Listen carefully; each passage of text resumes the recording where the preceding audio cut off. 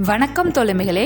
கல்கி இயற்றிய பார்த்திபன் கனவு பாகம் 2 அத்தியாயம் 16. செண்பகத்தீவு. விக்ரமன் கரையை நெருங்க நெருங்க கடல் அலைகளின் ஓசையையும் அடக்கிக் கொண்டு பலவித வாத்தியங்களின் ஒளி முழங்குவதை கேட்டான். சங்கு, தாரை, எக்காலம், பேரிகை ஆகியவை ஏக காலத்தில் முழங்கி வான முகடு வரையில் பரவி எதிரொலி செய்தன. இவ்வளவு சத்தங்களுக்கிடையில் மாந்தர்களின் குரல் கிளப்பிய கோஷம் ஒன்று விக்ரமனுக்கு மயிர்கூச்சல் உண்டாக்கிற்று. வீரவேல், வெற்றிவேல் என்னும் கோஷம்தான் அது. அந்த தீவில் வாழும் மனிதர்கள் என்ன ஜாதி, யாரோ, எப்படிப்பட்டவர்களோ, என்ன பாஷை பேசுவார்களோ, ஒருவேளை நரமாமிச பட்சியாய் கூட இருக்கலாம் அல்லவா என்று இவ்விதமெல்லாம் எண்ணமிட்டு கொண்டிருந்த விக்ரமனுக்கு அங்கு எழுந்த வீரவேல், வெற்றிவேல் என்னும் சோழ நாட்டின் வீர தமிழ் முழக்கமானது அளவில்லாத வியப்பையும் மகிழ்ச்சியையும் ஊட்டிற்று. இது என்ன அதிசய தீவு! இங்கே சோழ நாட்டு தமிழரின் முழக்கம் கேட்கும் காரணம் என்ன? எதற்காக இவ்வளவு ஜனக்கூட்டம் இங்கே கூடியிருக்கிறது? இம்மாதிரி எண்ணங்கள் முன்னை காட்டிலும் அதிவிரைவாக விக்ரமனுடைய உள்ளத்தை அலைந்தன. அவனுடைய நெஞ்சு படபடவென்று அடித்து கொண்டது. திடீரென்று உடம்பில் வெலவெலப்பு உண்டாயிற்று. மரக்கட்டை பிடியினின்று நழுவிற்று. தலை சுழலத் தொடங்கியது. கண் பார்வை குன்றியது. அதே சமயத்தில் ஒரு பிரம்மாண்டமான அலை வந்து விக்ரமன் மீது பலமாக மோதியது. விக்ரமனுக்கு அந்த நிமிஷத்தில் கடலில் உள்ள நீர் அவ்வளவும் புரண்டு வந்து தன் மீது மோதுவதாக தோன்றிற்று. ஒரு கணம் மூச்சு திணறிற்று. நமது வாழ்நாள் முடிந்துவிட்டது என்று நினைத்தான் விக்ரமன். பார்த்திப மகாராஜாவுக்கு அவன் அளித்த வாக்குறுதி நினைவுக்கு வந்தது. அன்னை அருள்மொழி தேவியின் கருணை முகமும் சிவனடியாரின் கம்பீர தோற்றமும் கடைசியாக விரிந்து படர்ந்த கண்களுடன் கூடிய அந்த பெண்ணின் மதிவதனமும் ஒன்றன்பின் ஒன்றாகவும் மின்னலை காட்டிலும் விரைவாகவும் தோன்றி மறைந்தன. பிறகு அவனுடைய அறிவை ஒரு மகா அந்தகாரம் வந்து மூடிவிட்டது. விக்ரமனுக்கு மறுபடியும் பிரகச்சை வந்தபோது தான் மணல் தரையில் கிடப்பதாக அவனுக்கு உணர்ச்சி உண்டாயிற்று. கண்கள் மூடியபடி இருந்தன. கடல் அலைகளின் ஓ என்ற ஓசை காதில் கேட்டுக்கொண்டிருந்தது. நெற்றியில் யாரோ திருநீர் இடுவது போல் தோன்றியது. மெதுவாக கண்ணை விழித்து பார்த்தான். சுற்றிலும் ஜனக்கூட்டம் நெருங்கி நிற்பது தெரிந்தது. ஒரு நொடிப்பொழுதில் எல்லாம் ஞாபகத்துக்கு வந்தன. அவன் கரையை நெருங்கிய போது அந்த ஜனக்கூட்டத்தில் இருந்து கிளம்பிய வாத்திய முழங்களும் வாத்தொலிகளும் இப்போது கேட்கவில்லை. இதற்கு மாறாக அசாதாரணமான நிசப்தம் குடிக்கொண்டிருப்பதை அவன் உணர்ந்தான்.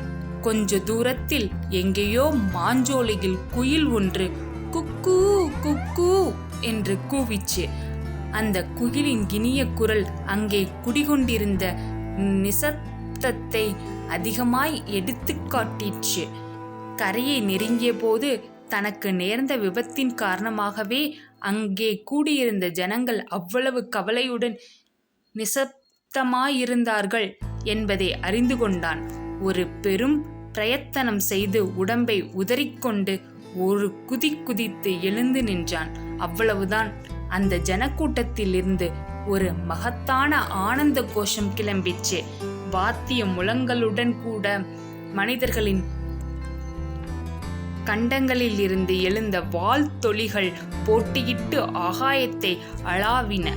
இவ்வளவு சத்தங்களுக்கும் மத்தியில் விக்ரமனுக்கு அருகில் கவலை தோய்ந்த முகத்துடன் நின்ற ஒரு பெரிய மனிதர், விலகுங்கள், விலகுங்கள், கஜராஜனுக்கு வழிவிடுங்கள் என்று கூவினார்.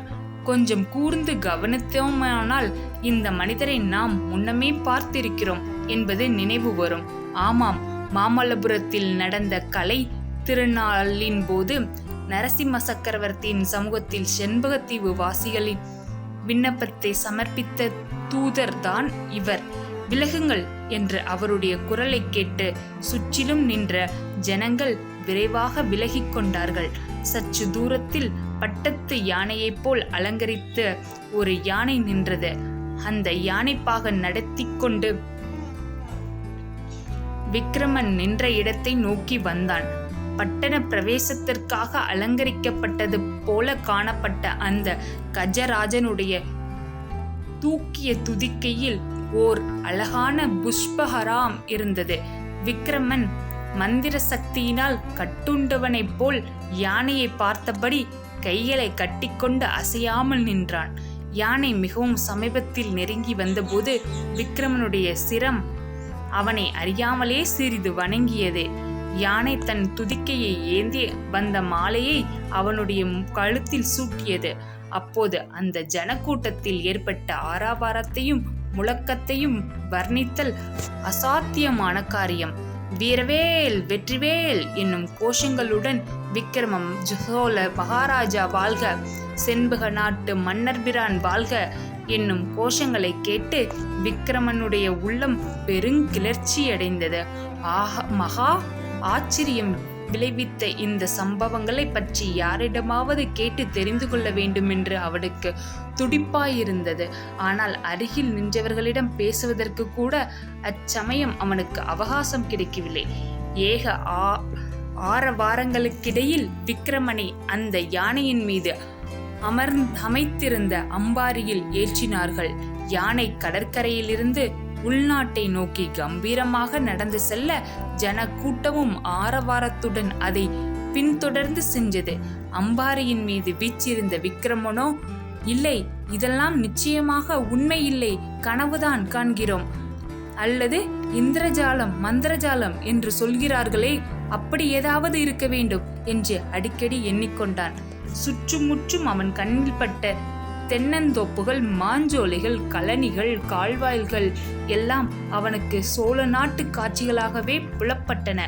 சிறிது நேரம் போன பிறகு ஒரு கிராமம் தென்பட்டதும் அதுவும் தமிழ்நாட்டு கிராமமாகவே தோன்றியது. ஊருக்கு புறத்தில் இருந்த கிராம தேவதையின் கோவிலிலும் அப்படியே தமிழர் கோவிலாகவே காட்சி தந்தது. இன்னும் சிறிது தூரம் போனதும் ஒரு பட்டணம் காணப்பட்டது. அதன் வீடுகள், வீதிகள், சதுக்கள் எல்லாம் உறையூரின் மாதிரியிலேயே அமைந்திருந்தன. ஆனால் அவ்வளவு பெரிய பட்டணம் இல்லை, அவ்வளவு ஜன நெருக்கமும் கிடையாது. அத்தனை மாடிகைகள் கூட கோபுரங்களும் இல்லை. அப்பட்டணத்தின் வீதிகளில் அவரவர் வீட்டு வாசல்களில் நின்ற ஸ்திரீகள், புருஷர்கள், குழந்தைகள் எல்லோரும் சிறந்த ஆடை ஆபரணங்கள் அணிந்து மலர்ந்த முகத்துடன் நின்றார்கள். அவர்கள் எல்லோரும் தமிழ்நாட்டு மக்களாகவே காணப்பட்டார்கள். அளவில்லாத ஆர்வம் பொங்கிய கண்களுடன் அவர்கள் விக்கிரமனை பார்த்து பலவித வாழ்த்துக்களினால் தங்களுடைய மகிழ்ச்சியை தெரிவித்தார்கள். விக்கிரமனுக்கு திடீரென்று ஒரு சந்தேகம் உதித்தது. ஒருவேளை இதெல்லாம் அந்த பல்லவ சக்கரவர்த்தியின் கபட நாடகமாயிருக்குமோ? தன்னை பற்றி வந்த கப்பல் பல நாள் பிரயாணம் செய்வதாக பாசாங்கு செய்துவிட்டு கடைசியில் சோழ நாட்டின் கடற்கரையிலே தன்னை இறக்கிவிட்டிருக்குமோ? இந்த ஆரவார ஊர்வலம் எல்லாம் தன்னை ஏமாற்றி பல்லவ சக்கரவர்த்தியின் ஆதிக்கத்தை ஒப்புக்கொள்ளும்படி செய்வதற்கு ஒரு சூழ்ச்சியோ? இவ்விதமாக எண்ணிய போது விக்கிரமனுக்கு கோபம் பொங்கிக் கொண்டு வந்தது. இதற்குள் யானையானது அந்த பட்டணத்திற்குள்ளேயே பெரிய மாளிகையாக தோன்றிய ஒரு கட்டடத்திற்கு வெளியே வந்து நின்றது. விக்கிரமனை யானை மீதிருந்து கீழே இறக்கினார்கள்.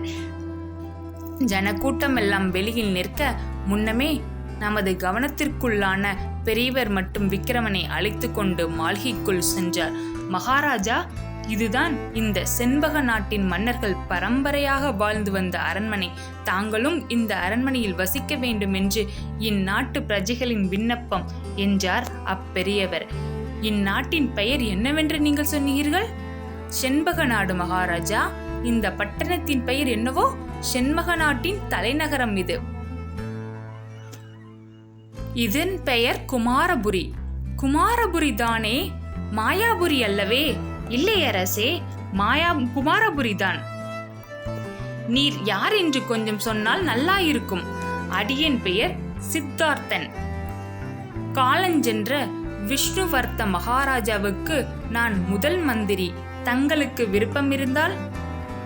என்ன சொன்னீர்? மந்திரி என்றீரா? மந்திரவாதி என்றீரா? என்ன சொன்னீர்? மந்திரி என்றீரா? மந்திரவாதி என்றீரா? மந்திரிதான் மகாராஜா. ஒருவேளை மந்திரவாதியோ என்று நினைத்தேன்.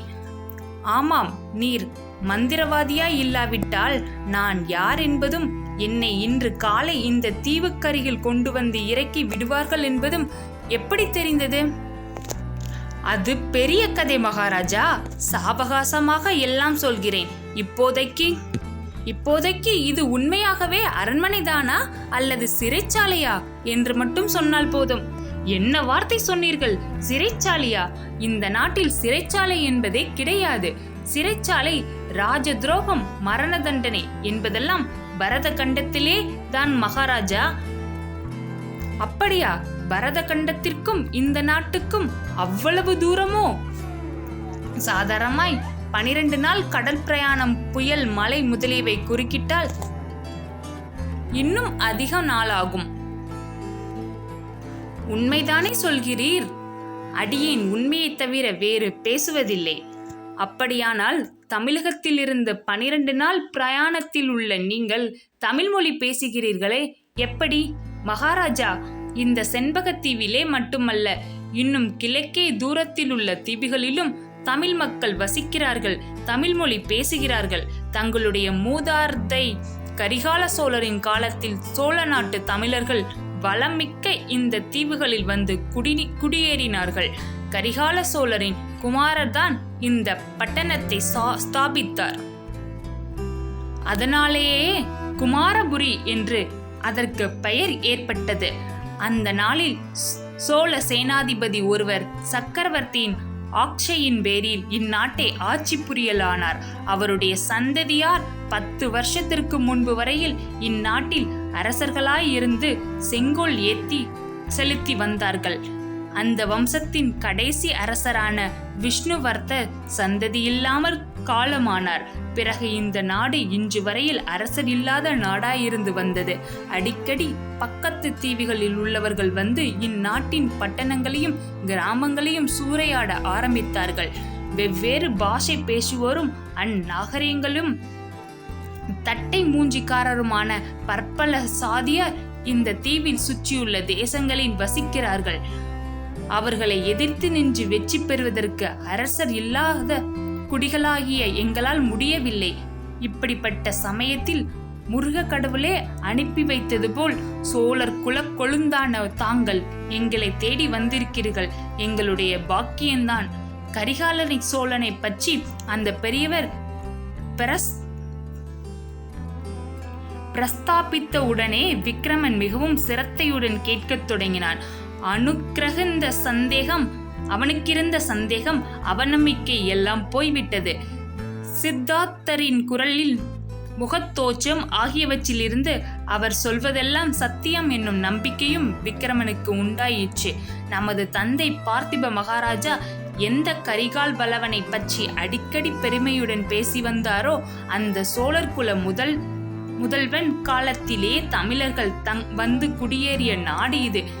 என்ன ஆச்சரியமான விதிவசத்திலானோ அப்படிப்பட்ட நாட்டுக்கு நாம் வந்து சேர்ந்திருக்கிறோம் என்பதை நினைத்த போது விக்ரமனுக்கு மயிர் கூச்செறிந்தது, கண்களின் நீர் துளித்தது. ஐயா, உம்மை நான் பரிபூர்ணமாக நம்புகிறேன். எல்லா விஷயங்களையும் விவரமாக அப்புறம் கேட்டுக்கொள்கிறேன். இப்போதைக்கு ஒன்று மட்டும் சொல்லிவிடுங்கள். என்னை நீங்கள் உங்களுடைய அரசனாய் கொள்வதாயிருந்தால் இன்னொரு ராஜாவுக்கோ சக்கரவர்த்திக்கோ கப்பம் செலுத்த முடியாது. சுதந்திர நாட்டுக்கு தான் நான் அரசனாயிருப்பேன். இல்லாவிட்டால் உயிரை விடுவேன். நீங்களும் இந்நாட்டின் சுதந்திரத்தை காப்பதற்காக உயிரை கொடுக்க சித்தமாயிருக்க வேண்டும். எதிரிகள் துஷ்டர்களாயிருந்தாலும் நல்லவர்களாயிருந்தாலும் யாராயிருந்தாலும் பணிந்து போகிறது என்ற பேச்சே உதவாது. இதற்கு சம்மதமாயிருந்தால் சொல்லுங்கள் என்றான் விக்ரமன். மகாராஜா, தங்களுடைய தந்தை பார்த்திப மகாராஜா போர்க்களத்தில் அடைந்த வீர மரணத்தின் புகழ் எங்கள் காதுக்கும் எட்டியிருக்கிறது. எங்களுடைய உடம்பில் ஓடுவது சோழ நாட்டின் வீர ரத்தம்தான்.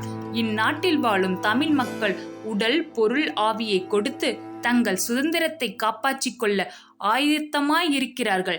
வீர தலைவன் ஒருவன் தான் எங்களுக்கு வேண்டியிருந்தது. தாங்கள் வந்துவிட்டீர்கள். இனி என்ன குறை? அச்சமயம் கோயில் சேம கலசத்தின் ஓசை கேட்டது. சித்தார்த்தர் மகாராஜா தாங்கள் ஸ்நான பானங்களை முடித்துக்கொண்டு சிறிது இளைப்பாருங்கள். சாயங்காலம் முருகவேல் ஆலயத்திற்கு போய் தரிசனம் செய்ய வேண்டும். கூடிய சீக்கிரத்தில் முடிசூட்டும் விழா நடத்துவது பற்றியும் யோசனை செய்ய வேண்டும் என்றார். நன்றி.